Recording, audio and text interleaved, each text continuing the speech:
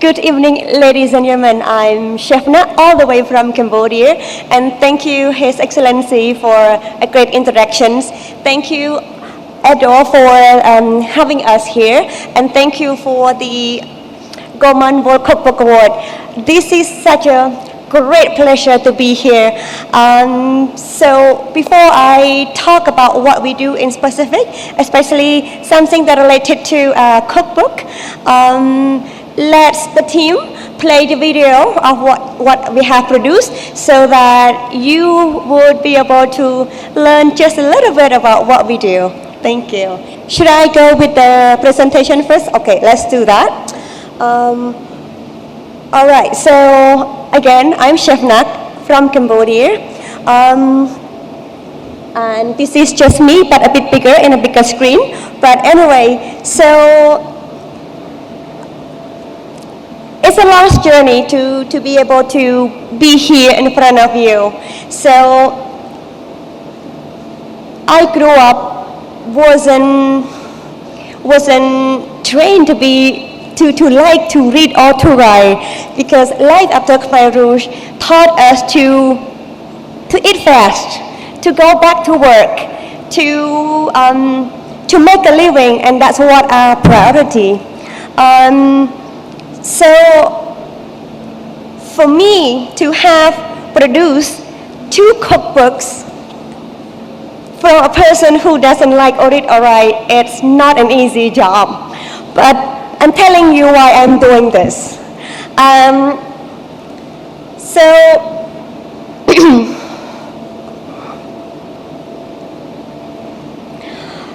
even though I don't like to read or write, but a few things that I like to do and I love to do. Number 1, I love to eat. And I love to eat great food. And I was born in a family that is foodie, so they taught me to eat properly, and I still know how to eat up to this day. And that's maybe why, after eating a lot, and this is who I am today, I'm still in shape, so you can tell how great our food is. But another thing is that since I was about 4 years old, I already started cooking, because life wasn't easy for us. We had to cook to not only feed ourselves, but also to feed our younger siblings, but also our parents as well. And I have grown to like cooking, and it has been something that I be able to drop everything and run to do. And that's a passion I keep up to now.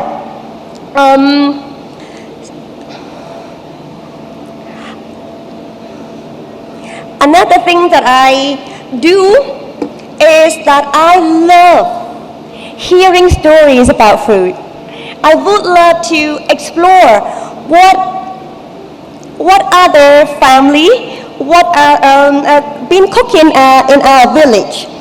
But even more than that, when I was able to work for an art NGO in 2005, that allows me to travel all over Cambodia.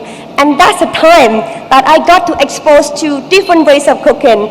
Like His Excellency mentions, Cambodian food is so diverse according to where it is, and also the season,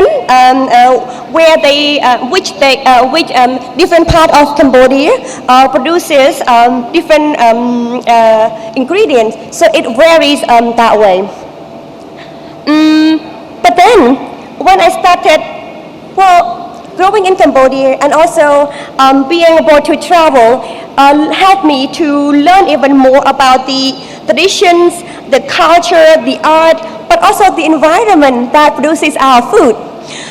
In 2007, I got the chance for the first time to travel to different countries in the regions. And that's the first time that I have learned that I love other cuisine too.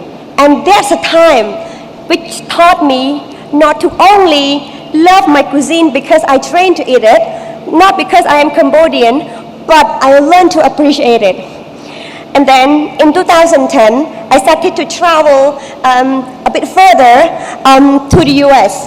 And that's when I realized that our food is equally good to our neighboring country, but we are not there compared to them.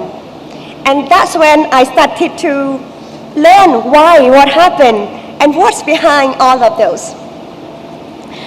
And that's why in late 2017, I started to decided to drop my well-paid job, and that's to work on Cambodian cuisine, to promote Cambodian cuisine. And that's also required my husband to work 3 jobs to help me financially to do this so. And so our job is not only to cook, but what we have to do is to preserve, elevate, and promote Cambodian cuisine. Because what I have learned is that the war has been, after 40 years, Cambodian food has been not practiced. The food has become survival food. So our rich culinary culture has been lost because, and also the documentation also was vanished according to the war as well.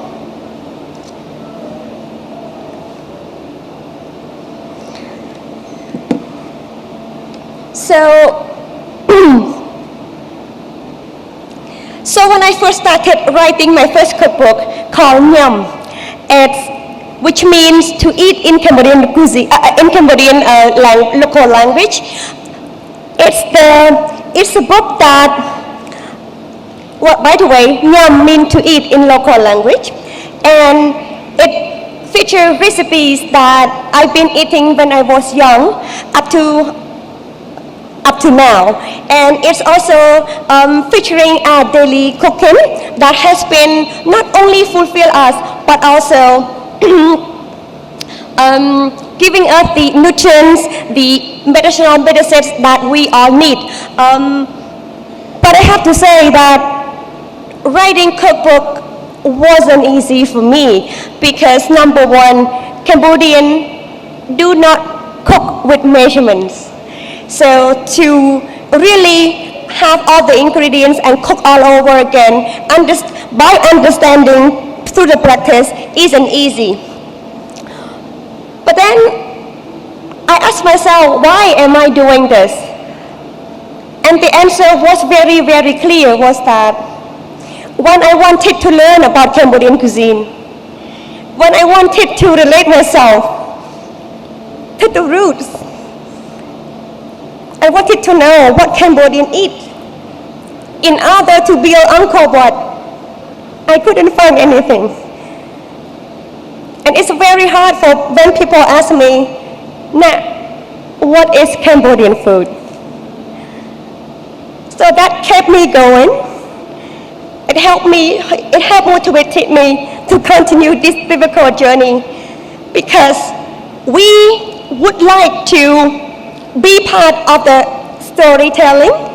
We would love to create the history now, and we would love our next generation of Cambodian not to have to go through the experience of that or what I had to.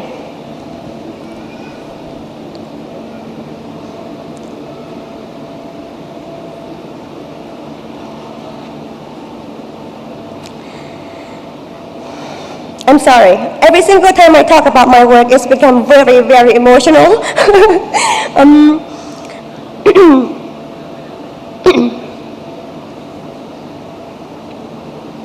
Right, so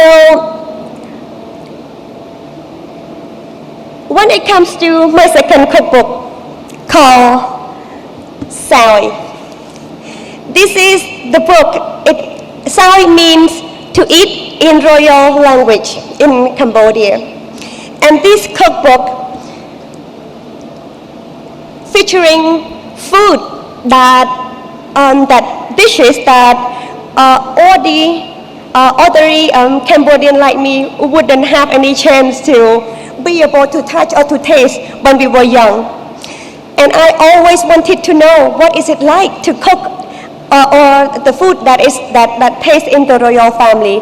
And that's why I would like to make this book and make it in a way that it represents the arts, the culture, the richness, the diversities, but also the quality that Cambodian can do today.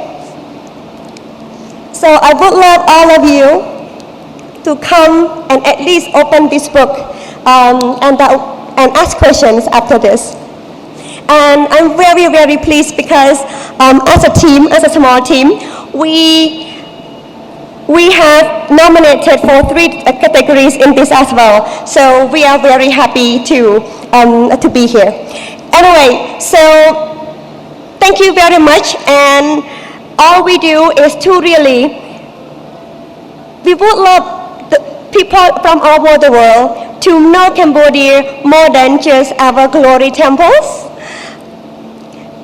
not the killing fields, but many other things that Cambodian has to offer. And as a person who loves cooking and believe the potentials of Cambodian cuisine, I chose